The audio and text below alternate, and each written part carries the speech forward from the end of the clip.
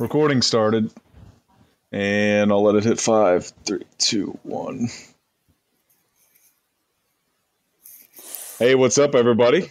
This is the Devils Night post pay-per-view podcast, hosted by OCWFED, of course. This is one of your commentators in the booth, Jake, along with one of the most exciting rookies in OCW. Thank you. Well, also part of the British announce team, am I right? Yep. Yeah, that's me. That's not my real voice, right? I'm obviously Doc Green. Well, better known as Doc Green. I prefer the name Adam, really. But there's already Adams going on in the Fed, so Doc is fine. I mean, Doc isn't fine. There's already another Doc, but he's a bit of a big deal these days. Well, I have a lot of respect for the medical profession, so we will we'll jump right in. This podcast actually has the benefit of having two people that watch every show, so there should be some good, because I assume you watch Turmoil as well. You're not one of those guys that just watches your own content. No, I watch Turmoil, yeah. Well, I mean, obviously I have to watch Turmoil because I try to write as much as I can about them, even if the show isn't really even if the show isn't exactly what I was, hoping for. You mean for the reviews and discussion and stuff? Yeah. I think people on Turmoil, I think their mind's in the right place. They're trying to put out content every week, like, and keep it like topping up and stuff. But I feel like it suffered a little bit, partly due to the game being completely unfinished and like broken. But also fair. I feel like there's a bit of a vacuum towards the lower end of the card, kind of. Well, it's tough. And stuff. Yeah, it's tough because the rookies over here, they kind of understood things right away. You guys jumped right in. Not right away, but even last season before Antonio got here, we actually worked together a few times, and you seemed to jump right in. Whereas on Turmoil and even on Riot with some people, I don't know if it's like a disconnect between what they think or they're supposed to do, or they'll look at a card and they'll not see their name, so they're like, well, I ain't doing shit this week, because like that, they kind of think of it in terms of a real Fed, like there's representation every week from, especially if you're an up and comer and you want to get your name out there. So before we start the podcast, I'm sorry, go ahead. I was just gonna say, it's like even if you're doing a little bit, you're just getting your name out there, you're just developing yourself a little bit. I think that's a lot better than not turning up at all, because if you don't turn up at all, you're going to get this reputation of just being lazy, and no one's going to work with you if you just keep building these weeks up and up and up. So, I mean, it's not really much coming from me because I've only been here like a couple of months, but I think it's important to stress every week just to get your voice out there, kind of, just establish yourself. I think especially like last Turmoil with like Benjamin Moore coming out again and like actually getting himself on the show. Like we learned something about him that we didn't know before the show. I think that's what's important, especially when you've not really got much going at the moment. So yeah, that's my words. I think you're absolutely right. That has to happen every single time. I go in with the goal of trying to be unique every single time. And one thing you don't want to happen is not have any type of personality or character once you're actually booked. So the guys that aren't writing right now for Turmoil, you get put on there for a dark match. There's some people in OCW that don't watch that shit because they're not invested at all. Whereas if you write every week, people are like, I've seen this guy, just oversaturate them until they have to pay attention. And then at that point how do you think I made it? No, but that's to say. Eventually you have a character and they'll be able to identify, there'll be like a real human identification with your character. That's why I was throwing my hats off to Brody, because he originally I was like, oh, this call looks legit interesting. He's one of the ones that I'm interested in because he's simple, but he also pulls it off in a way that makes me wonder what it's all about. And then he started to do the crazy person thing. I'm like, oh, I mean, we got a ton of crazy people here, but he's like actually like stereotype, tinfoil hat guy. And he pulled it. He's done pretty well, even with short RPs.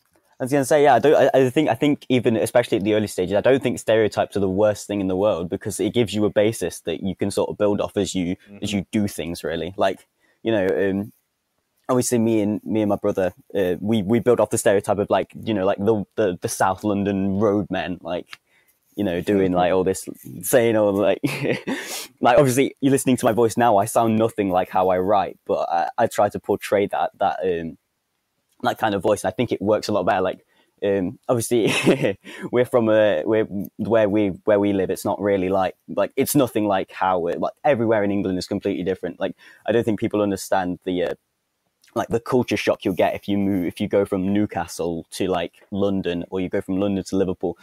I think to put across that, like I mean, moving away from that, like to put across your own sense of identity and trying to identify yourself with a stereotype really does give you some kind of basis to work on. I think Braddock did do a good job with the tinfoil hat man gimmick to start off with, but then I feel like he kind of moved away from it into a bit more kind of he kind of plagiarized a little bit. I feel like with the whole pig head thing going on, but I feel like I feel like he's smart enough to learn from that and move away from it again. But I think he's going to be fine as long as he obviously as long as he doesn't flake, really. Yeah, and the activity is the most important part, because even I see people in the DM chat, and especially now that I'm on both consoles, I get all the tags, and I see people in there that have no presence really in OCW. Yeah. I'm like, you're in here, like you just joined the Discord so you could have good matches. I mean, more power to you, I guess. But we want to learn, we want to like watch your character and stuff. With the roster, at some point, everybody in OCW has been watching the same characters. Some of them, like Jay, has been watching the same guys for years and years and years. So it's always exciting to have rookies, and it's super. I guess frustrating is the best word I can use to describe it when you have all these rookies and they don't do anything. I was going to say, it's like what do they talk about when they talk to each other in DMs? Because I've seen a couple of streams, do they not talk about anything OCW related? No, right. Not at all.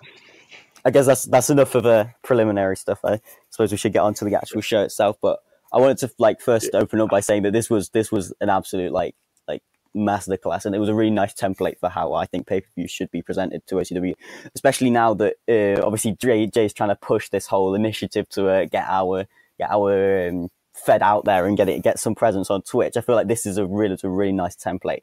I think some elements were a bit rough around the edges, but I think that overall this was a really positive show, and it was a lot of work, I think, and I think it really like paid dividends to how the amount of work that was put in really did pay dividends to how good the show was, I think, for a first like real push like towards this more engaging and more like I don't really know what the word is, kind of pushing to like reach a wider audience, kind of that kind of thing. Yeah, and especially because it was the first pay-per-view. It wasn't the first pay-per-view, anniversary was, but it was the first one we had where we actually had 5 weeks to build on feuds, and we had real characters established coming into it. So aside from that, I've seen pay-per-views in OCW where we just kind of walk in, and the matches are great, and the viewing party is great, but it kind of just feels like a glorified TV show, whereas this was an event. Like we had the opening ceremony, all of those elements that we worked with behind the scenes of, we were like actually digging in and investigating real pay-per-views. Like we were watching NXT takeovers clips, and we were watching different pay-per-views from the mid 2000s, how they would operate. And you can tell the whole soundtrack thing and having that, I mean, it's small, but it adds a lot. It adds a lot of immersion. The Adam and B17 clip, which skyrocketed our Twitch views when that came on. Like I couldn't even. It went from like 32, and it just kept going and going and going, and it capped like 58, which eventually went back down when the actual match started. So stuff that felt really ruthless aggression to me. You know, they would always have them doing the voiceovers and everything, and just an awesome job. It's tough to do a voice role play, especially when you don't play a character that sounds like you or that is you in real life. So Jackman was able to pull it off. B17, they made it feel real. That was awesome. But I mean, I want to stay in chronological order, but in terms of the template, you're absolutely right. We had all of the elements of what a real pay-per-view would look like, and that is something you would expect to see from like a top tier Twitch stream. I guess at this point in the WWE 2K, like what options we have. All right. I guess we'll start with the opening match, right? So that was Drago versus Bray for the light heavyweight championship. I thought with this match, even though like Drago didn't really look like he was going to lose in this match, I thought Bray put up a really good fight. I thought he definitely took the right approach to beating Drago, like the idea of just defending for your life and trying to just trying to bait him into situations where he might not actually be able to reverse you. So if, you know, like you catch him off guard, or whatever, because you can't straight up out wrestle that man. Like, he is so good at the game. Like those little side steps where you try and get him off and try and throw off the reversal timing. Those are huge when you're playing somebody at his caliber.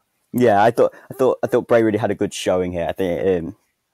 I think that is it's quite a good theme for going forward for the light heavyweight challenge. I think even if you're not going to win, I feel like it's got a lot of like John Cena vibes to it, because you know that you don't know, but you have a really good feeling that Drago isn't going to lose the match. But I think it's all about putting up a good fight, and I think that will really help Bray going forward, facing someone like Drago. Well, and it not being super predictable is also key, because coming into, I don't know if you remember start to finish what the anniversary show was like, but that show in its own right had a lot of matches that were completely one-sided. You know, like that at no point did it ever look like one guy or the other could pull it off. It was very similar, and we'll get to it later. The CCW title match between Montgomery and Jacob Trance, that had a whole other thing with Montgomery going on in the background. But in that match, everybody coming in knew and saw and could tell the whole time Jacob Trance, there's no chance he's going to lose that match. I think that was the only match of the night where that was the case. That's why I was so live on commentary, because that was the first time I had watched that. Those aren't, if anybody doesn't know, those weren't fake reactions. Those were like, Jay sent me the link, I loaded them up, and I clicked play, and we recorded. That was it. That's why everything was so unbelievable to me anyway.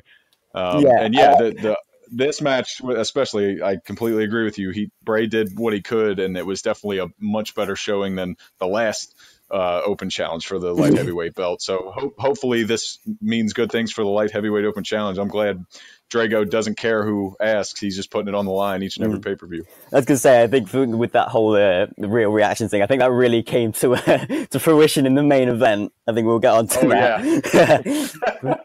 Yeah, I got plenty to say about the main event, as I'm sure you're aware. Yeah. All right. We'll move on. A couple of RPs going on. I feel like one criticism I did have on this show was that it felt quite overloaded with like RPs that maybe could have been moved over to a Riot or Turmoil. Like, I don't mean to personally attack you here, but I feel like a lot of the stuff with like Terror and her sandwich kiosk, I feel like that kind of got a bit.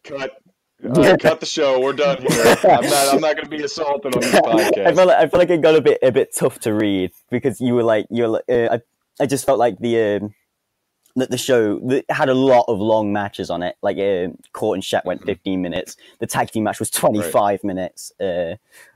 Cohen, that's Blacksmith. I mean, that was not your fault. You faced two people with resiliency and a breakup between them. We'll talk about the tag match, but I'm more interested to hear an outside perspective, especially because there's an absolute metric shit ton of submissions that I had on here, and I actually noticed that going through. So I agree with you that I oversaturated this too much. I wasn't alone. There were other people that did a ton of content. But I think I found myself skipping a bunch of things. Right? Yeah. I mean, not even skipping these. I found myself like skimming over stuff. Like, I nearly missed the introduction of a new woman on the Turmoil roster, because there was just so much. I still don't know who that is, but no idea, and I love it. But anyway, we'll move on. We're going to go on to the next match. Well, I mean, for the RPs, we'll kind of just do a brief rundown before we hit the next one. On the first page, anyway, because I see it.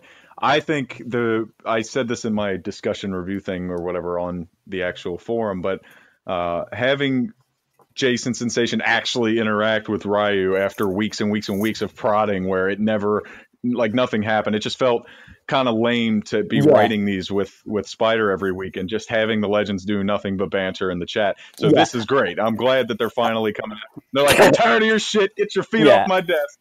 It was awesome. It was a great way to open the show. I feel like it was and then I don't know if you I feel like it was a good progression of this whole Spider thing, because as entertaining as they are to read every week, I feel like it started feeling like the same promo every week. It's one-sided, right? Yeah, like there's no. But this was good. This was good progress. I mean, I'm not one to talk about I'm not one to criticize the people above me, but it's good to see that they're moving on. Yeah, you continue to do it. This is bullshit. Well, I mean, I'm not saying that I'm not open to criticism. I didn't do much on this show, I feel like this was my place was on the English commentary team, putting on a voice, but Well, and on the pay-per-view, I feel like you can get away with that more. I know we're bashing the rookies earlier. For I didn't do much. And yes, you want to have representation. I know, yeah, you want to have representation here, but this is kind of one that's so long already, and going in that everybody that's on the pay-per-view is going to be just putting everything they have into it. So it's, sometimes it's nice to take a step back. That's why it's even more important to get yourself on right and turmoil, so you can do something on the pay-per-view when the audience is going to be the biggest. Like, in the viewing party yesterday, a lot of people, a couple of people were talking about how people are starting to realize that there are big events going on every month within OCW. So we're starting to get those little like spikes in numbers and stuff. So if you can get yourself on these pay-per-views by being active every week and doing stuff and getting people involved and getting other people involved with you, you can have you will start to have an impact. You will start to appear on the shows. People will start to know who you are. People will start to go, oh, that was a great match you had at this show. It's not just, oh, this at this special show. It's not just, oh, this is what happened on this throwaway riot one time. And not to say that every riot is throwaway, because every week is important, especially when you're starting out, to get yourself out there. But once you start hitting the big shows, and that's going to be one of mine and my brother's aim, is to start raising our profile. I think that kind of started between with the feuds between me and Coolidge, which we kind of started last. Well, I mean, it kind of started a couple of weeks ago, but the whole point was me trying to just ramp up my output, try and improve what I'm doing, so people sort of go, oh, that's going on now. That's not just something I'm going to skip over as I read through the riot. You know what I mean?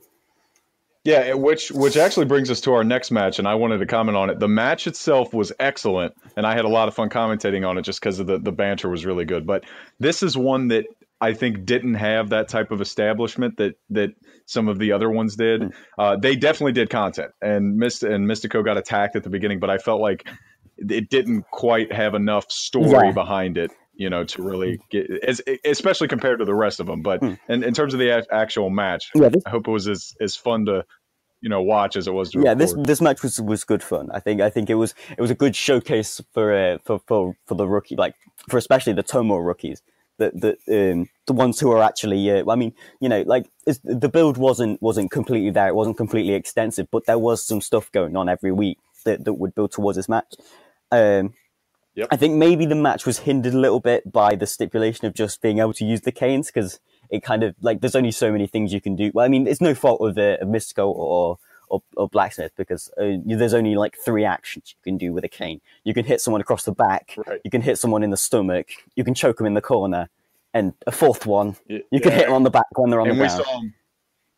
We saw him try and repeat that corner spot quite a few times. I think actually there was a small F.P.R break on one of those too, but that's, I mean, it doesn't really, it was super small, and it doesn't really take away from anything because of this, like you said, the limited amount of spots. But you're right about that. I never thought of it in that way. I think another thing coming out of this match is it's quite a nice building block now, because the streak is finally over, and the one you couldn't break. Oh yes. So I think I'm so happy. Why? What is this?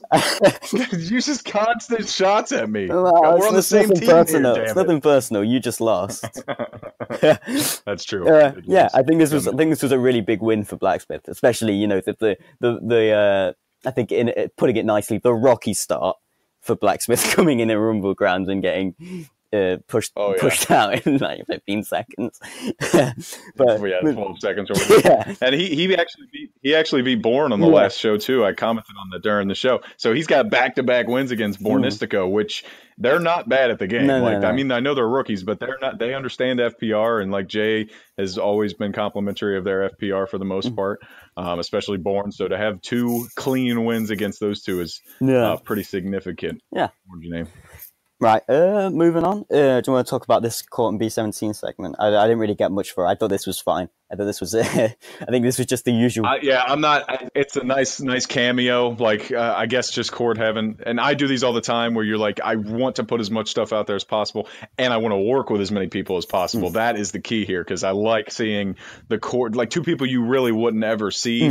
And just like real life, if the shows are separated, you really wouldn't see these guys on the same show. Pay-per-view happens, bam, you get that collision between personalities. But it is what you said it is. It's just there to be there, and it's good. It's not going to build anything. I was going to say, I feel like maybe a criticism of it could be that it could have been a little bit shorter, just to keep the show flowing a bit more. So I feel like there was a lot, on the web show especially, there was a lot of space between matches for RPs. We've already talked about it, but that you know what I mean. Mm-hmm. Then we get the Valkyrie segment. I think this one is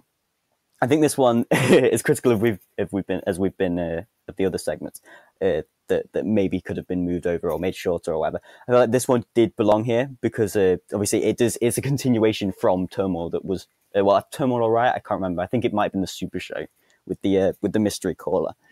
Right, yeah. I think maybe we're supposed to, I mean, I don't know. I've not talked to her about it, but I think we're maybe supposed to have an idea of who it is, but I just don't. Or maybe not. Well, I enjoy this thing. Like, if you read any of my stuff last season, it was all super like subtle things that I wanted people to pick up on. Some did, some didn't. I think that's what Valkyrie is doing, and I really am enjoying it. They actually have another one later in the show post match, and the whole angle is kind of interesting because it's like, you know, Valkyrie is usually the super clean, but now she's got some secret. So it's you know, it's interesting to me, and I agree with you. I like this one. Yeah, this was good. And then we move on to I suppose it's good to make a brief mention of the official theme song clip, which I think it did add a little bit. Like, it was a little wrinkle of immersion to put into the game. Look, man, it was a 14-second video I made. It was a 14-second video I made. It didn't take long, and it's good to just have little stuff like that sprinkled in. I thought it was awesome, just as somebody that's I don't know what anybody else thought of it, but I thought those little touches were awesome. But we already talked about. Mm-hmm. And then we move on to this waste of space. You already commented on Tara. Yeah, that is fucked up. I'm kidding. I'm kidding. It's not a complete waste of space. Anyway, no. Trust me, everybody hates Tara. But really, I mean, if I have to be that guy and offer any type of explanation, I try and do this each pay-per-view where I have this series of things. You remember at the anniversary show, it was Dillinger hunting people down and, you know, trying to be greasy. This time it was trying to establish more based on criticism that I've gotten, you know, who she is and her. Just, you know, it's not a thing where it's be vegan or you're evil. It's supposed to be a freedom, like a free thinking type deal. But I tried to do that. I think it worked at the end. The very end kind of helped establish what type of good person or bad person she was. But we'll get to that when we get to it. This one though is interesting because you don't know who this person is. I know who he is from, you know, I watched old shows and I know, what he's talking about. We're not going to reveal. Yeah, we'll talk about him later because he actually makes an RP introduction. But yeah, he reached out to me, and I'm super happy he did because this RP is really good. And for anybody that caught all the subtle things that I love, you know, with obviously the reference to State and Golden and stuff. Yeah, I thought that was a nice touch. I feel like this kind of saved this part for me. I think your ability just as a writer as a whole did help this segment because I feel like you know, even though these maybe could have been moved over, you're still a good writer. Like I still don't mind reading these because it's good writing. So it's like, you know, it's a trade-off. I don't. All right. Hey, yeah, I'm okay with trade-off. I'll take it after being bashed for the first 20 minutes of this. No, but we'll move on to the CCW Tag Team Championship. This, I didn't have a lot of expectation going in because it was cool how they set it up because on the TV shows, Rex, who is one of their best writers and one of their most active guys, he took two different feuds, one with Austin Lee and one with Aries, and both of those guys kind of merged after not really having the connection prior that I am aware of. So I thought it was super cool.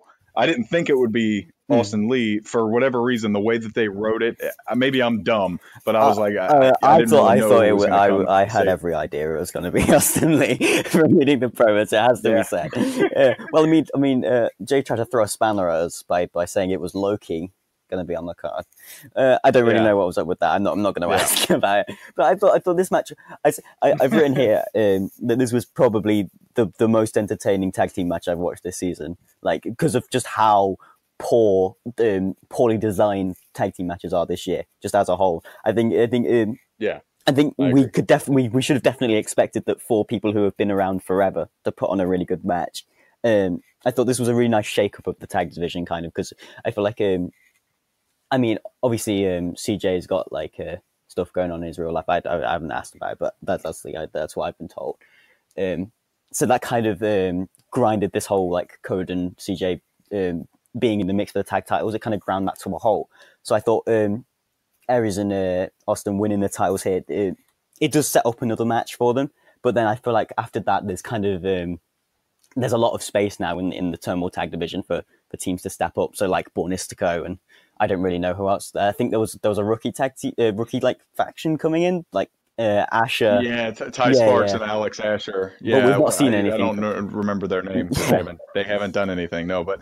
And that's the key. Like when we're talking about all the possible tag teams, I've seen people get mad about this. Like early in the season when I was saying there's no tag teams on Turmoil, Bornistico would get pissed off at me. Like, guys, you haven't done anything. So, but now they're actually starting to work a little bit. What was interesting, I think, about the end of the match, it was a great finish. First of all, just the way he got caught with the kick. I don't think this. A lot of times feuds are capped at a pay-per-view. Like, I think Mystico and Blacksmith was capped. I think Flojo and Dragana was capped. I think P3 and CQC for the most part was capped. This one I think could continue to drag. Like there could be additional consequences. I think we could see a rematch at the next pay-per-view for the same titles. I think we could see like a singles match between like Austin and Rex or something like that. Like I don't think there's a lot of. Oh yeah, I just don't think these four are done. I think there's a lot of good possibilities coming out of this match. I thought this was an overall very positive match. Yeah. Speaking of positive, what are your feelings on the P3 segment? Because I love it. It's one of my favorite things. I think it was just the usual batshit insane stuff that Drago and Mugen seem to come up with. I get the impression that they've been around here for so long that they've kind of lost all will to do anything serious. I think that's no fault of their own, but I think as someone who hasn't really been around long enough to sort of understand where all this like where all of their references and all their like they've obviously got some kind of inside like lots of inside jokes going on and stuff with these. But I think as a whole they're very entertaining to read. But one criticism I would have of them is of course like you've got this whole like. It's like this whole like dual personality of Drago and Mugen. It's like on the one hand, Drago is this like killer who will literally murder you in the ring, but then he comes out of the ring and he has his bear and he feeds his van carrots and he comes out to the ring dancing and shit like that. Like I think it's fine. I don't have a problem with it, but I just think it's a bit inconsistent for me. Well, it's definitely weird, but as somebody that I know Spider said this in the actual thread, that you really enjoy it when you know those two guys better. Yeah. And by no means am I saying I know Mugen and Drago the way that Spider does, but I know them better than you do, assuredly.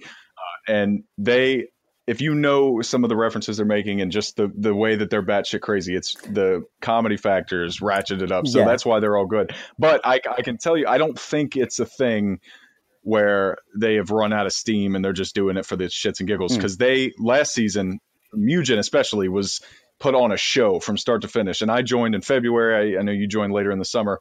But right when I joined, that like January to probably May section was Mugen. Like he was right there in the middle of the paper. He was at the he was in pay-per-views. He actually was the one that lost the World Heavyweight title to Cassidy that went on the 364-day streak. So he was in there and he was doing serious stuff, and he's fun to read no matter whether he's doing serious stuff or comedy stuff. Yeah. Drago, I tried to touch on more with the serious side, whereas he's not necessarily just whack. He is wacky, but trying to establish some consistency where he just is calm, and that's what kind of makes his character is he's a calm killer. Like he's so feared, but at the same time he's just like, what? I'm Drago.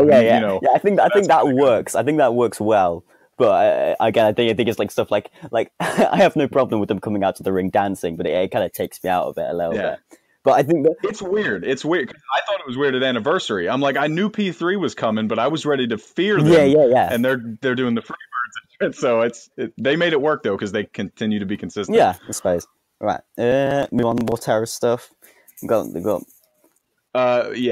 skip over that. It's really just like something to get Flojo and her. That's part of the series. Alyssa, I don't know who this is, but I think it's well written. Like there's no real there's kind of red flags when you read stuff and there's some like grammatical errors or words that don't really fit. You just tell whoever writes this, and I'm going to sound like an idiot probably in Discord for not knowing who this is, but whoever you are, I'm really interested in Alyssa being yet another addition to the women's roster that was lacking coming into the season, and I'm looking forward to seeing what else. I've just written here. I think her like Twitch thought gimmick could work well with turmoil, women like Ashley, like her, give her someone to RP with for a little while. Whether they get on or not, that's up to them to decide. But I think that's a good route that she could take to with this Alyssa character.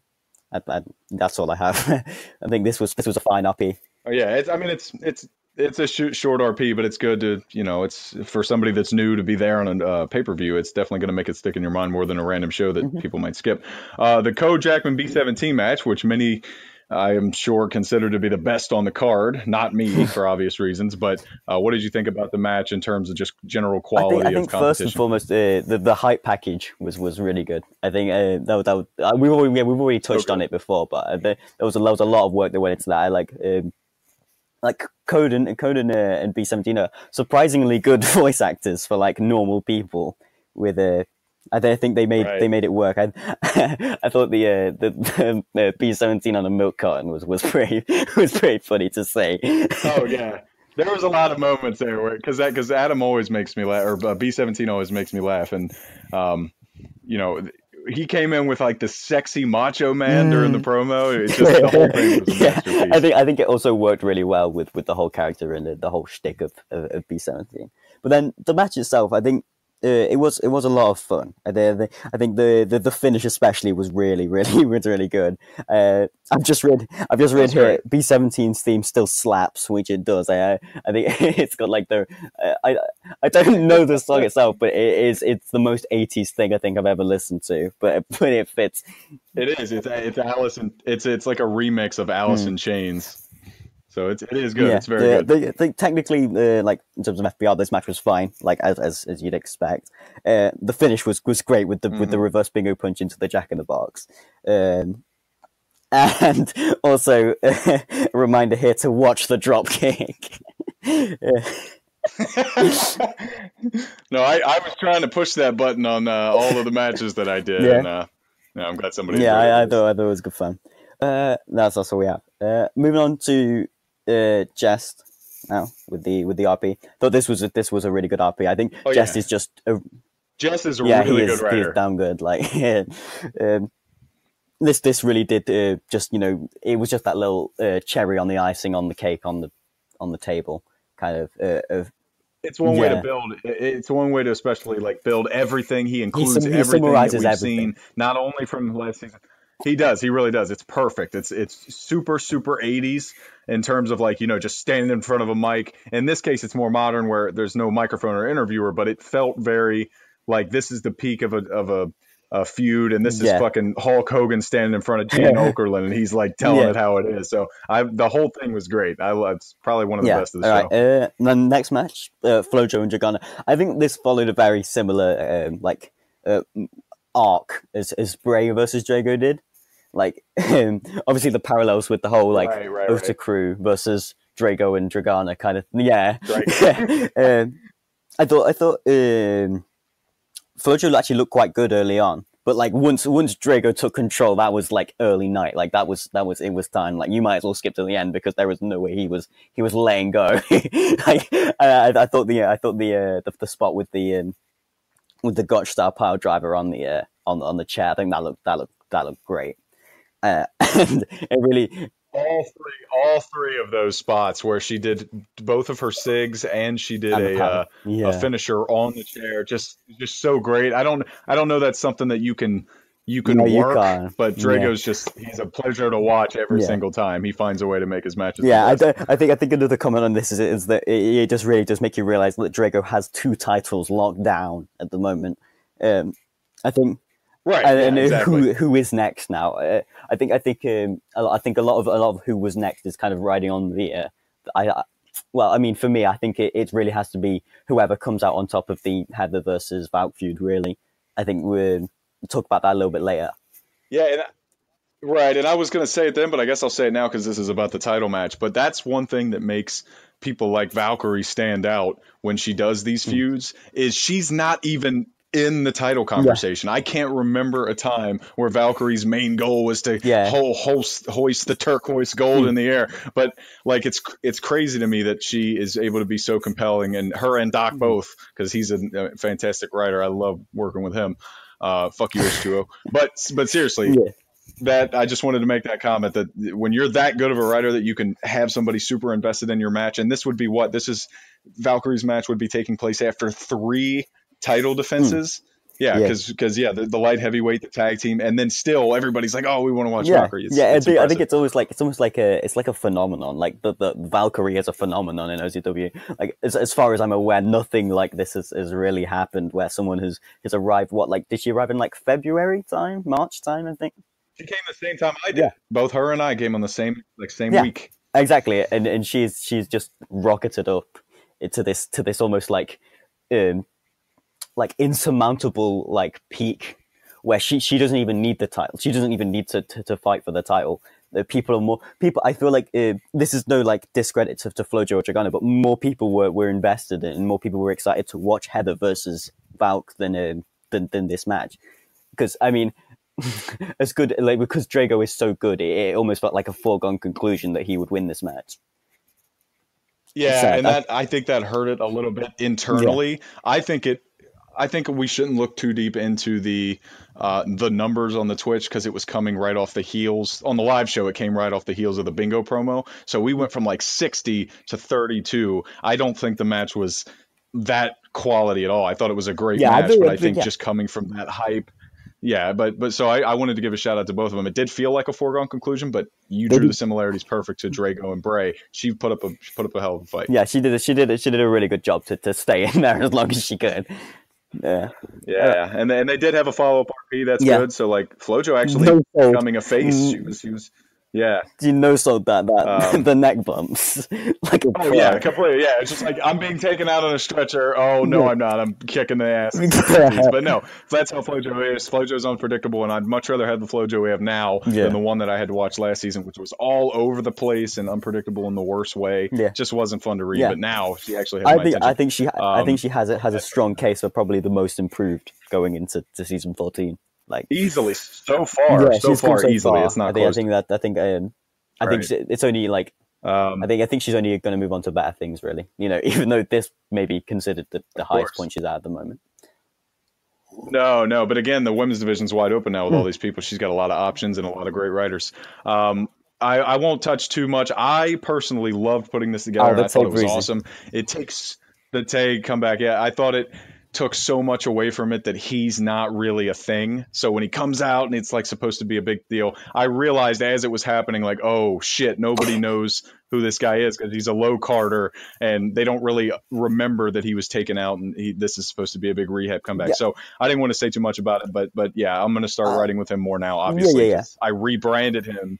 Yeah, I think his new look. I think he looks great. I think maybe the color scheme needs a little bit of work. I think Jay touched on it a little bit. I think the Thanos man. Nobody likes the golden purple. Huh? Nobody likes. I think you need to throw in another color, like a black or a white, maybe. I don't know. Okay. Yeah, noted. Yeah. I thought the promo was fine. I think it got the point across, but maybe could have had a bit more substance to it, like a bit more. Active threat. Yeah, that was up. I am not going to lie to you. That was 100%. All the production went into the pop coming from the entrance, and he was just supposed to save. You talking about the H2O one? No. The Tay Breezy promo. That's what I thought. Okay, that's what I'm talking about. Yeah, okay. I thought all the substance was supposed to be in the entrance. The mic stuff is really difficult to do with video. Like, you don't have a lot of freedom. So I was just trying to get out there and be like, and also helping Talos, get his name out there. Like, Talos, this is about to be a fucking thing. The Clash is coming, So, but we'll move on. This is not worth this much conversation. The Inception, I think, is that this RP is up there with Jest as one of the better ones. Yeah, Heather and H2O. I've got here, holy shit, Heather has a daddy kink. That's accurate, especially I think Doc's got a daddy kink with himself. Fuck you, H2O. Pass it on. I thought this promo was really good. What's better than H2O RPing with someone else? H2O RPing with himself. Yeah, and two other people, KD, and I enjoy seeing. Yeah, KD. I'm glad that KD. I'm not making any indictment on anybody, but the KD stuff that I see is usually really short, and it kind of leaves you wanting more, especially because he's this big, scary gatekeeper. Yeah. And now that he's working with H2O and Valkyrie, two of the more active, longer RP writers, he's right there in the mix, and he is as prominent as anybody in that kind of TTT versus sensational coalition. Yeah, I'm just happy to see KD being more active. I think he is a bona fide legend. I think he deserves to be on the shows. I think he deserves to have this, to be in the position he's in completely and utterly. I think he's very good. He's very fun to work with as well. I think he's very easygoing. He's absolutely he's great. Yeah, I mean not to suck up too much, but not to suck up. Yeah. Anyway, we'll move on. Well, we got the match. We got the Pride title match. Yeah. Okay, so there were two particular storylines, which is it's the way that I wanted to watch the Heather match, the Heather Valkyrie match. It kills me to say that they were number 3 on my power rankings of what I was wanting to see most. Number 1 was Jess and Thomas Archer, which we got that match coming up. This one was number 2, just because Nate coming back, being prominent. With last season when he was Shep, nobody knew Nate Ortiz was Shep.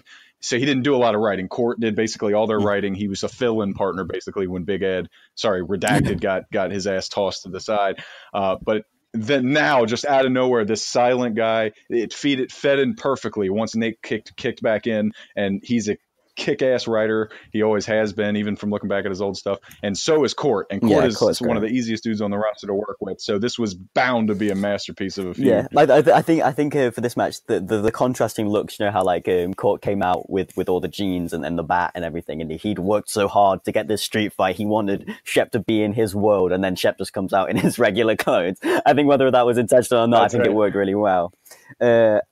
Well, it was a good comparison because they tried to Shepard used that tool as a way to, separate himself. Like, I'm not him. And while looking like him when he was in AWOL all the time, he's really putting his foot down. He's like, no more your music, no more your entrance. Like, this is me now. It's Shep time. Yeah. I think this feud especially it gives purpose to the Pride title again, because I feel like when obviously Malu had it and Katie had it, a lot of the stuff that would go on would just be a couple of things going on. I mean, I don't really know what happened between Malu and Archer. I think that happened a couple of months ago. That was kind of when I was coming in.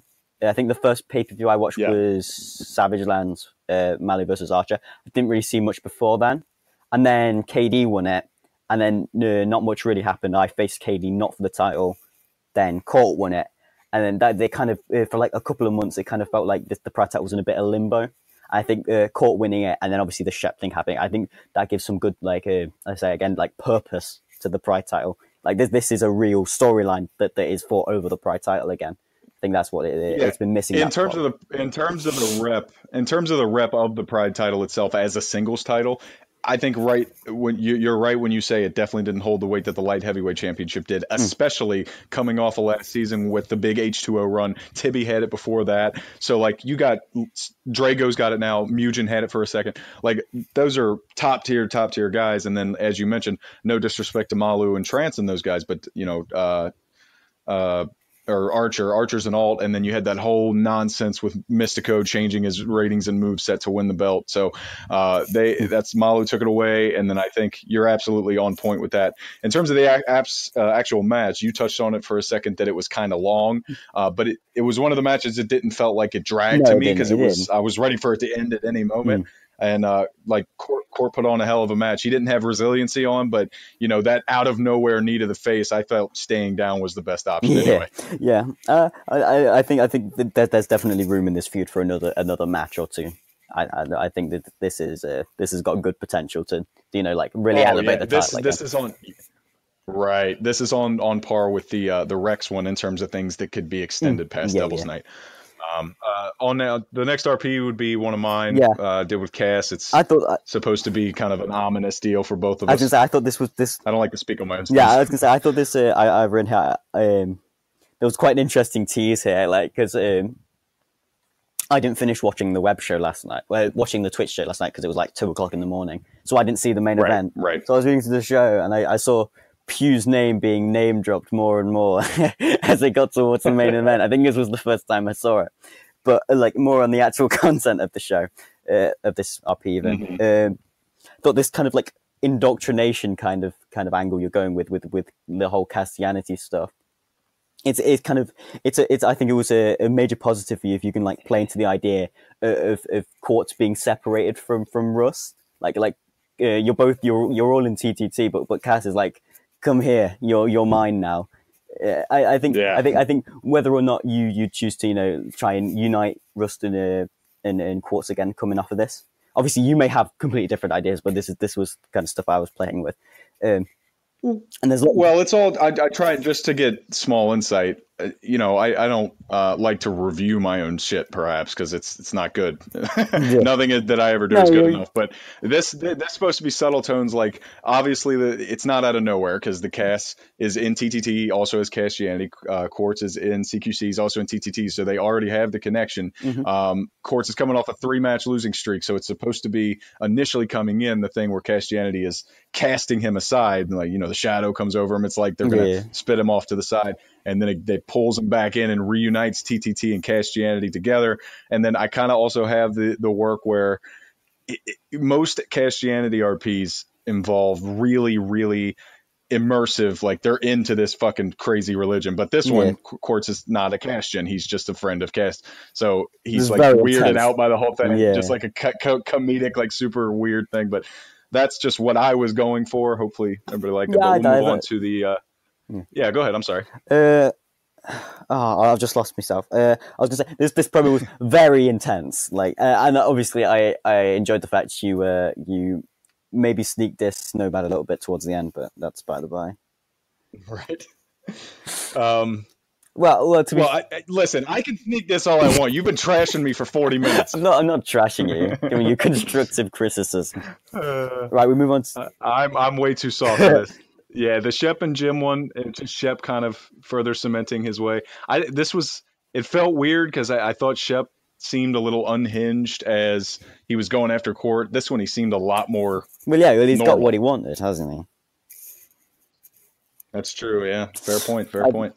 But it's one of those male RPs. It's another great opportunity for Shep to do what he does. So if you got nothing else, we can move on to the contract. No, that's it. Let's move on. I thought, okay, so obviously for both me and you, this was I wouldn't say by far, but was the most anticipated match. I think this build has been so good since before the start of the summer. Really, this was.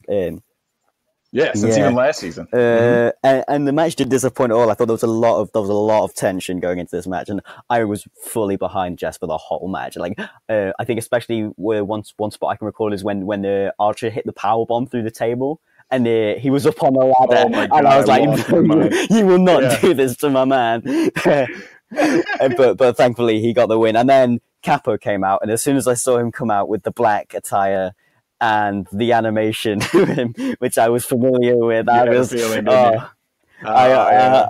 felt so betrayed. Yeah. I think maybe it was a bit premature, the whole Capo betraying Jess. I think that there was a little bit more room for Capo and Jess to reunite Hollywood Money for a bit, just so obviously this feud is going to be great, and they have a lot to build on if this is what they choose to move on with, which I think they will.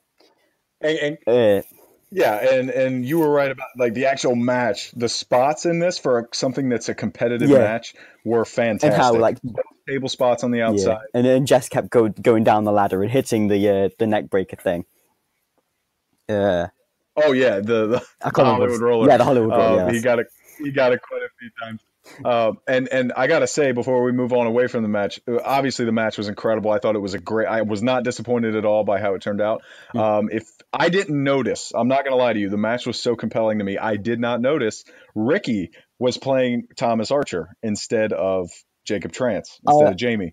I didn't notice this at first, and then once I realized it after, I was like, wow, Ricky just put on a hell of a substitute match. That was super fun to watch. I don't know. I think.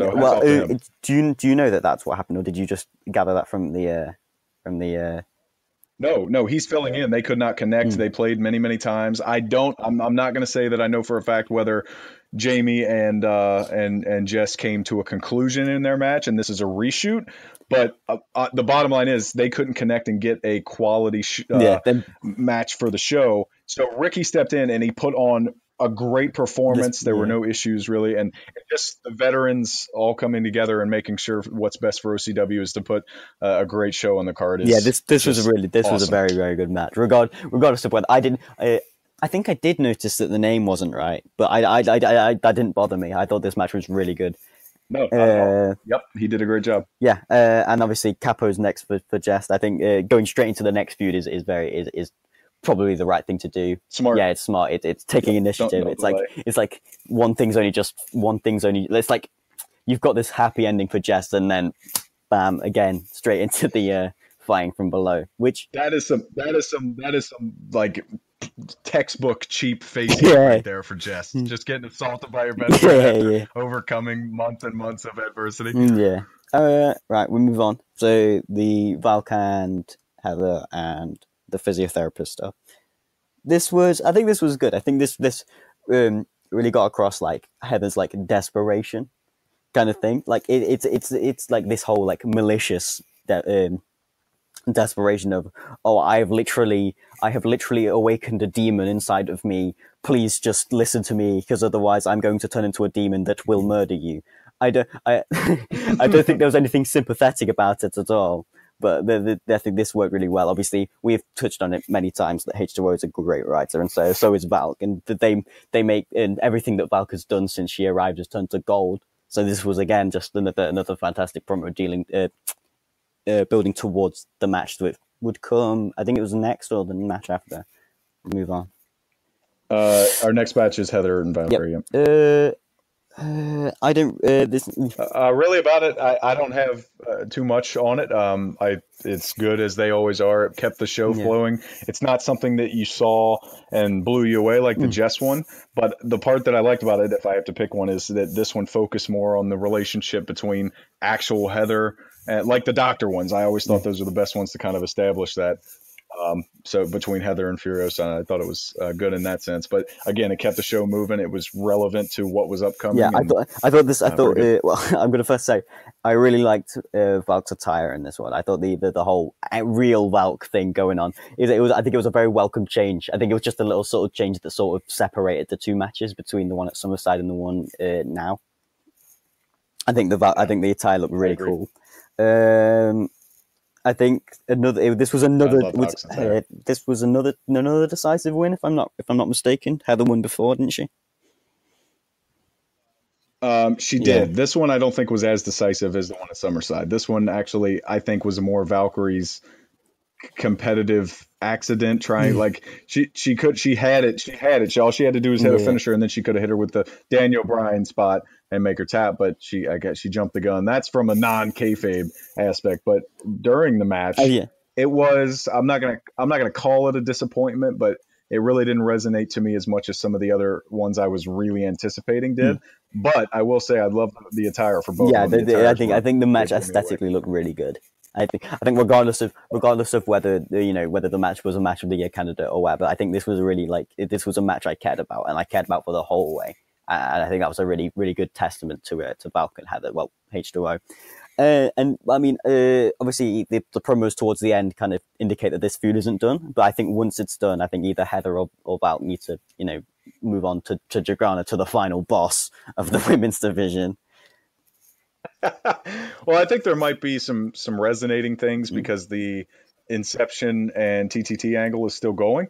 But, because Cass has Cassianity and Heather's still there, I don't know. They might have something where Heather breaks away from that. And in that case, I think it would be smart to, try and get Dragana involved maybe. Yeah, I don't know. I don't know. It's whatever they want to do. They're going to knock it out of the park anyway. And we're going to love it. Yeah, right. Exactly. We move on. We've got the Terror and Dennis promo with a bit of Talis mixed in there. What I have written for this is I just have nice vivid imagery of you sat on your bed with action figures just slapping them together. and just and just doing that until you pass out from writing for 34 hours straight. But no. Look, this one was kind of the main. The whole series that happened. This one was kind of the main one that was supposed to incite massive empathy in everybody for her. And I know after Jay told me earlier that he said it's me writing against myself, I kind of looked at it and I was like, yeah, it's. I don't think there's anything wrong with it. I don't think there's anything wrong with it. To be honest, I think this was the but if you're gonna pay attention to any of the ones that I did with her in this series, this is the one. I think. I feel like Dennis Dillinger doesn't need to be built up as any more of a greasy bastard. Oh yeah, really. I think things no doubt about it. This just kept that plate spinning of him being a greased up fuckhead. Pretty much. It was nice to see. Redundant. Yeah, it was nice to see Talos back on the show. Anyway, absolutely. Yeah, and we keep moving. Next. Sure. 2 more pages. Yep. This one is Valkyrie and Tara again. Yeah. And Stacy. Yep. Yeah. This was fine. I thought this was good. This kind of indicated that obviously that she wasn't done. I think this was the one, right? Right. Well, no. This isn't the one. No. The one that I know the one you're talking about. This isn't the one. This was more of like an exclamation point, which Valkyrie has done in all of her big feuds. She's great at always having representation from start to finish, and there's no difference here. Just an exclamation point, and it does kind of continue to add to the Valkyrie Tara thing that's been happening for the last 3 weeks. Tara briefly got involved with the Heather Angelo thing on the debut, but I'm glad that she continues. She doesn't want something to just happen for no reason and then it end. And I am with her, so I got involved a little bit. I wanted to continue to push. Yeah, that's a really good way of looking at it. I thought this was good. This was just good writing, as always, really. Yeah, it wasn't great, wasn't awful, but it kept the show moving. It was good. Dungeon and Talos again. And here's this was good. I think maybe this could have done with being closer to the Tay Breezy return. I don't know. I don't really know if that's a knock on anyone, but I feel like you kind of want those two things to be like then you want them to be like simultaneous, like linked to each other. I felt like this was quite far away, especially considering how long the show was. This felt like it was a lot more of. Yeah, it can kind of disappear. It can kind of disappear from the mind. You're it's like by the time you've got to this bit, you've already forgot that Tay Breezy returned at the start of the show, kind of thing. Yeah. Right. Yeah. Right. All right. Well, it's here. I just Talos having a presence on the pay-per-view is important, I think, for rookies on Riot. Cool. So hats off to him for doing what he did. And then on to the match of the year. No, I'm kidding. But on to the longest fucking match ever. I think with this match especially, I think this. One second, let me just get my notes because I wrote quite a bit for this. Hold on. Let me guess your notes. CQC sucks. You're not good at that. No, you beat Drago and Mugen with resiliency. I think that was very impressive. First and foremost, really. I really liked your attires. I thought they looked cool as fuck. I think they really worked. To be fair, I think sometimes you see people coming out with special attires. Like this is no knock on. I think it's Flojo whose alt is Nick Betamax, but I think he comes out with a lot of wacky attires and like a lot of alternate stuff, and he does a lot of cosplaying attires and stuff. But that doesn't really resonate with me. I feel like this like the Sub-Zero and Scorpion. I want to say I don't want to get murdered because I think that was pop culture enough to the point where someone like me would get the reference and would think, oh yeah, that makes sense. That looks cool.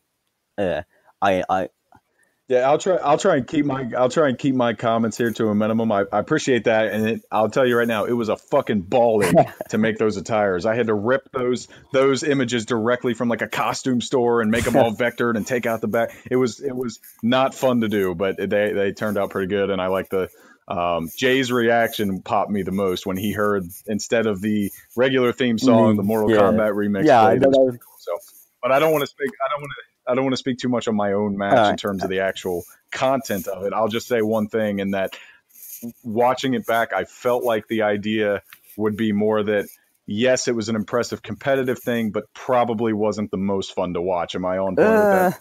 I think towards the end, especially when the resiliency started coming out, I felt like it did get off to quite a hot start, with obviously Mugen hitting like 2 or 3 Michelle Obamas within the first like 2 minutes of the match. I think that was quite a good like starting point to like sort of bring the match up the excitement level. But then it got to like 10 minutes, then 15 minutes, then 20 minutes. I think towards the end, I just thought, I was like, getting towards the end, I was like, there is no way that CQC are keeping the titles here. They have had so many chances to win this match, where if it was anyone else that they were facing, that they would have won by now. But you managed to pull it out, and I thought that was very impressive. And also, I'm very grateful that you managed to win this, because that means that there's not 3, there's only 2 divisions on lockdown, not 3. Right. Yeah, no, I had to save the tag team division from Drago. That would have been a nightmare for everyone involved. But I think this match felt big time, and I felt like it did deserve the time it got. I thought this was a good match. Anyway. Okay. Well, we will move over to the Trey Golden sighting, which is awesome. I'm glad when I got his message, I'm like, oh my God, is that guy? I'm like, yeah, it's that guy. So he reached out to me for the Terra little thing. So this might be symptomatic of like being too far apart, like you said before, but I thought that it was awesome, and I think that OCW marks that have been here a lot longer than I have are really going to enjoy this. Yeah, I mean, I've not really got much to add. I thought this was good writing. I think Trey's a good writer from just reading this. It didn't really personally resonate with me, because obviously I've not been here for so long and I've not really seen him around. Yeah, you don't know him, right? But I think this was good writing. This was fine. I think I mean, obviously if it pops the boys, then it's fine. Right, yeah. So moving on from Trey Golden, the next match would be the CCW, aka Turmoil World Championship. Jackmo and Jacob Trance. I'm going to say I don't want to spend a ton of time on this match, because it was not even close. It was far and away the worst match in terms of competitive balance and just fun to watch of any of them. And that's not Jamie's fault by any means. I like watching Jacob Trance matches, but this was a sham from the beginning. You have Jackson Montgomery flaking and just not showing up. It just felt shitty. And the world title match had the same kind of problem coming in, which is why it wasn't even in my top 5 of most, like anticipated matches. But this, it just felt like I felt robbed of a good Jacob Trance match or an actual competitive match. And I feel like with this match, you can just kind of mark it down as like a notch in Jacob Trance's belt of this current reign. Really, I think that's all that really needs to be said to that. Yeah, and hopefully he doesn't get screwed over next pay-per-view. Hopefully he can put on a good show. But come on, Jackmo, you're better than that. All right, we move on to this Ryu promo. I mean, do you want to talk about? This is yeah, sure. So this is more of a continuation, trying to get more serious with the whole old country, new country thing. Spider, when he really. He does a lot of funny stuff and a lot of lighthearted stuff, but when he really gets into it, noticeably the one with Jim Black on Super Show, that one was awesome. That one was epic. I see a lot of these beforehand, but I did not see this one beforehand, and it was a very fun read, especially for something late in the show to pop up again and remind you that he was tossed out of the arena, and that's why he hasn't been on the show. It was super fun. Yeah, I think that's all that needs to be said. Spider is a great writer. I think he's been here for. Yeah, it sometimes makes me wish he did more serious stuff when you read that kind of thing. But his comedy stuff is pretty bloody funny. So yeah, it's gold. No, it's gold. Him and I work on all that, and it's very very fun to work. Next one was kind of that exclamation point with Drago and Mugen. Well, this is the kind of we're still friends. That we may have lost, but we're still friends. That's okay. This was fine. Again, another music reference, and then this is the mystery caller. Yeah, this is the one. Again, I think whether or not you're supposed to know who it is, I think having the mystery the caller is a nice sort of touch for people who maybe do have an idea. This was again good writing, kept the show moving. I feel like we've said that about 200 times, but that's generally how things go. This was great. I sometimes get worried about being too positive on my reviews, but when the show is this good, I can't help it. I think this whole idea of this desire of everything must have a happy ending. It kind of reminds me of like the Johnny Gargano stuff going on in NXT. It's like I'm the hero. I don't watch WWE. So basically, Right. Do you know Johnny Gargano and Tommaso Ciampa? They had this rivalry, obviously, from something back from last year in Chicago. They had these matches from New Orleans to Brooklyn, and Johnny Gargano won the first time. Tommaso Ciampa won the second and the third time. Tommaso Ciampa won the NXT Championship by the third one. So Johnny Gargano is now on this collision course to be the hero in the story, but that's kind of turned him heel. Because he's like, right. I am the hero, I am the best. Yeah. This story will have a happy ending, and I will be the hero. That kind of thing. I think that was. I think maybe this did like there was a bit of inspiration coming from that. I thought it worked well. And this is creating a lot of intrigue going forward with Valk and Heather. I want to see the next match. That's enough. And this mystery person, because we're apparently going to see them on this one-way ticket to New York. And I think I don't want to make too many predictions and break kayfabe. I don't know this by any means, but this is kind of what I think is going to be the introduction to Valkyrie's male counterpart, which is kind of incredible because she doesn't have a male alt. So she's only been in the women's division, and she's been able to make such a storm. So if she's able to put her writing on the other side of things, it opens up a lot of possibilities. I don't know that is going to happen, but that would be my prediction if I had to guess. Fair play to her. She's a bloody good writer, so she's going to do really well for herself. Final thing, I think this was the final time Mugen and Drago appeared on the show with the whole Drago for GM, Mugen for OCW. I think this is.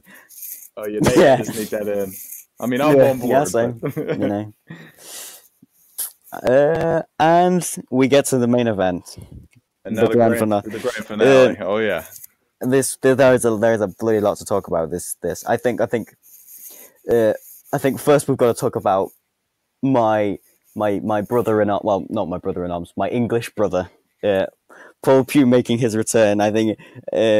Whether or not he was always planning this, whether or not he went on the podcast and completely swerved us. Well, you think the podcast was a work? I'm not gonna confirm or deny. I think the issues he raised were very real, but I think this was in the this was on the back burner for the whole time. That's all I'm gonna say. Obviously, I had. Well, if it was I had no idea. Great, I had no idea, and this was fantastic to watch him come out. But you know, watching it back and just seeing how the events unfolded, and you know how he happened to appear on the podcast and then happened to show. I feel like even if Nomad had shown up to this match, it would have turned into a fatal four-way. And I actually know, not that part. I actually do know. I don't know if he's comfortable with me spilling the beans. Dan was going to come back at Devil's Night no matter what. It just so happened that the fucking stars aligned and Parker flaked, which opened the door to this incredible. Like, there could not have been a better comeback. For Paul Pugh to come back in the main event in a world title match and being inserted the way that Sensation did, like, I booked a triple threat, I'm going to get a triple threat. That line was gold. It was great. I was popping the whole time. Obviously, me being a 12-year-old girl, Mark, when he hit the ramp, man, that dude's my OCW hero. So did you know he was coming out? No. I had no fucking idea. Dan told me everything after the fact. I was watching same as everybody else was, is because if I watch it back today on my lunch break, and I was like embarrassed. I was like, oh my God. He was like, I sound lame as hell. But no, I'm not ashamed of the way I reacted, but I did not know it was coming. Jay told me to download the match. I was like, why is this 30 minutes? This is so stupid. So we clicked play. I thought I was going to be just as disappointed as I was in the trance match because we were kind of robbed of what the storyline was supposed to be. And then bam, Jay and Dan and all of those guys found the way to turn it into the greatest, like, cap off what was the greatest pay-per-view I've ever seen in OCW. I think from start to finish, I think from the second H2O came out looking damn good. Like that I think that attire was probably the best I've ever seen him make. I think that looked great. And then Cass came out looking like a badass. And then Jay came to the ring. Yeah, the Shanks follow. Came to the ring with his with the Mortal Kombat. Yep. Yes. Yep. You got it. Mortal Kombat now big over there, or what? No, I don't think. No, I'm struggling. Anyway, he looked badass. Jay hit the ring with the white hair and the white beard and the spray tan. Oh yeah, he's 80. Looking great. and then Pew came out. I like jumped up out of my chair. I was like, what the fuck? Like, this man really did make himself appear like the CM Punk of OCW, and then just returned. Yeah, just like now I'm back. Yes, but in terms of the actual, we could talk about the pop. I could sit here and talk about the pop and the unexpected nature of it all, and how they did such a great job on the podcast leading up to it, even if it wasn't a work or whatever. Just everything, the stars aligned. But the match itself. 1 second. I'm just going to make quickly say, I think everything he said on the podcast were very, like, they were completely real, and they were very real issues he had, and the reason he left was completely real. I just think when he went on the podcast, he had the complete intention of coming back at this show, even before he went on the podcast. Oh, no, I agree. I mean, there has to be some realism in what he was saying in order for it to feel legitimate. Like, for Jay to bring him on, like, he couldn't like hold back and tell him, soft shit, or it wouldn't have worked quite as well. So I agree with you there. Anyway, so for the match itself, I think the fact that Pew can be gone for the better part of like 9 months, and then come back and who would have thought at the end of 2018 Pew would have a very, very viable match of the year contender in the form of this absolutely brilliant match. I think from start to finish, this match was great. I think for a 30-minute match, like, these three people put on an absolute like clinic on how to make a show, like how to make a match feel big, feel very like it was so well put together. I think the obviously with the competitive aspect sort of kicking in towards the last like 15 minutes when everyone was on red health, and it really could have gone just finishes being every proper finishes, roll-ups happening. Like, you knew for a fact that those roll-ups were not getting cancelled towards the end. And then H2O wins with the moonsault. I think this was a really, I think to be honest, this probably made up for the lackluster CCW title match, to be honest, in a massive way. Oh, for sure. By every stretch of the imagination. And coming in, I expected one of the non-title feuds to be one that I loved the most. Jest was probably the second best match, and he was definitely he was definitely robbed of match of the night here. Oh yeah, and then the main event, just like nobody was close. Like, nobody had a chance to beat this from the fucking second that Kid Ego song played. But the match itself was great. I agree with you on that. There was a lot of spots that they worked really well in terms of ring knowledge and F.P.R knowledge and knowing what to do, what not to do. Even Pew, not knowing any of the controls, he said earlier in the chat, he rolled out of the ring at one point and stood there because he was Googling the controls to the game and like how to do stuff. So and he was still hanging in there. He still definitely could have won that match. I know, he could have won that easily. Without the pin breakup on the butterfly pile driver, he had a very real chance to do it because H2O didn't have resiliency. But there's some things that Pew is going to clean up. He didn't have, in terms of like being non-kayfabe, I try and disconnect myself from things, but when you play the game so much, you just get entrenched in how F.P.R works. Pew didn't have fired up, which we heard a lot in the viewing party, which that means that he was only able to get one finisher stock at a time, which hurt him a lot because he could only pump off one. He only ended up getting one off. He attempted a couple, but he only had one of those. I think he did have resiliency on, if I remember. I think he did because he kicked out of the first one at one, the one finisher I thought was going to end it, and then he used his result for the second one. The worst part of the match, and I'm not saying this because of who got pinned or what happened, H2O finishing Pew with a regular corner move. Yeah. This is going back to Pew being a fantastic guy to put on a match. He's like, this has been 30 minutes. This would be a great finish.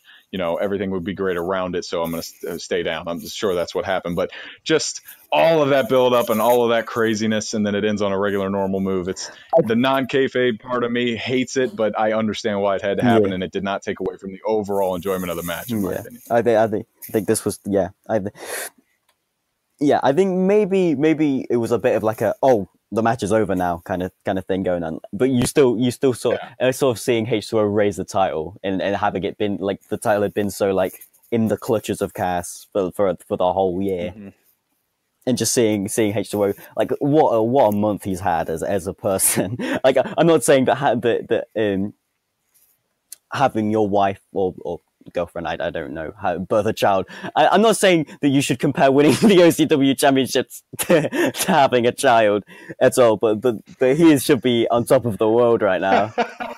I didn't know where you were going with that, and then I connected the dots. I'm like, yeah, well, I gotta tell you, I'd just be like, sorry, babe, I'm champ now. Good for him. Good for him. Fuck him. Happy. He won't have it for very long, but good for him. And that's one more thing about the match itself. It opens so many doors. Like Cassidy has so many ways that he can write, from not being the guy that was pinned. H2O has so many different directions he can go. We might even see a good light heel turn like he was, when he was the light heavyweight champion for a little bit. So a lot of different directions they can go. I hope Pew is here to stay, even at a part-time basis. It'd be fun to have him. But I don't really have anything else for the pay-per-view. I think it's an hour 15. That's a good length for a pod. So yeah, I think as a final word, I think everyone involved with this show put in some damn hard work and showed everyone what we're capable when we come together and put on such a fantastic show. Like from like Jay to you to Kramer to Jess to Cass to H2O to Val to Doc to everyone to Blacksmith to Mystico. I'm leaving a few people out and I feel bad. To Rust, to Drago, to Mugen. This was an absolute clinic on how to present a wrestling show. Like whether or not it's fake wrestling or not. This was brilliant. I really enjoyed this. Agreed, and hopefully the Clash, which we got coming up on January 27th, is just as good. We do during the break, just trying to plug a few things before we get off here. We have Ladies Night coming up. That'll be our next pay-per-view. We have Lucha Kaboom coming up. Both of those will be. I believe Ladies Night's going to be happening December 30th, if I remember clearly what Jay told me. Lucha Kaboom will happen after that, sometime in January. So I hope everybody has fun with that because Jess put in a shit ton of work for Lucha Kaboom. And I'm sure Kent and Cassidy, who do the arenas, put in a lot of work on Ladies Night. So one last time for everybody that put in work on any creation of arenas, even the competitors who creating your attires, getting everything perfect for one just absolute hell of a show. And most importantly, number one, thank you to Jay, who spent 3 straight days with probably no sleep doing all of that rendering and all of that. And from somebody who's done video work for the last 12 years, I know how much of a fucking pain in the ass it is. So thank you so much, Jay. Everybody, if you have an extra $10 in your pocket every month, please support his Patreon and give him as much money as you can, because this stuff he doesn't have to do for free and he continues to do it. Fuck you, Jay. I thought this went great, Adam. Hopefully we can do this every pay-per-view. This was a lot of fun. Yes, thank you. How long did we run? About an hour and 20? Hour and 17 minutes. I don't think that's bad at all. No. Yeah, I thoroughly enjoyed that. I think that went a lot better than I could have hoped for, to be honest. Oh yeah, no, by all means. But we're gonna get out of here now. This guy's got to go to bed because it's like 2 a.m. where you are, and I'm sorry for keeping you up, my man. That's all right. Appreciate it. Yeah. From Doc Green, Adam, and myself, Yake. Thank you for listening. We out. Yeah. Peace.